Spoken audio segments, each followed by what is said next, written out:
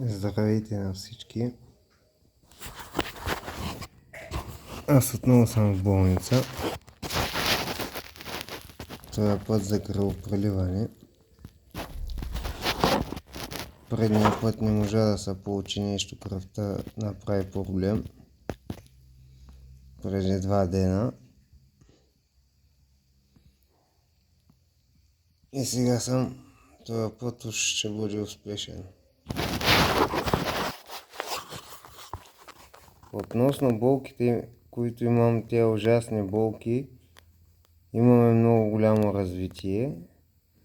Съгласиха се да ми направят операция, след която няма да имам болки. За мое огромно съжаление, тая операция струва 50 000 евро, които аз нямам. Аз дори в момента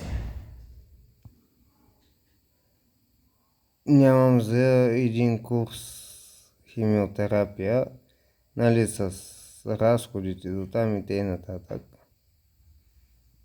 Зато я забавяме и нея. Понеже слагахме дренаж преди 10 дена и други, и инфекцията и т.н. Значи шансът е да нямам болки повече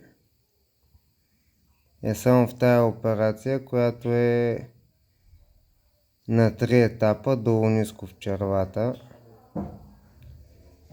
но искат 50 000 евро.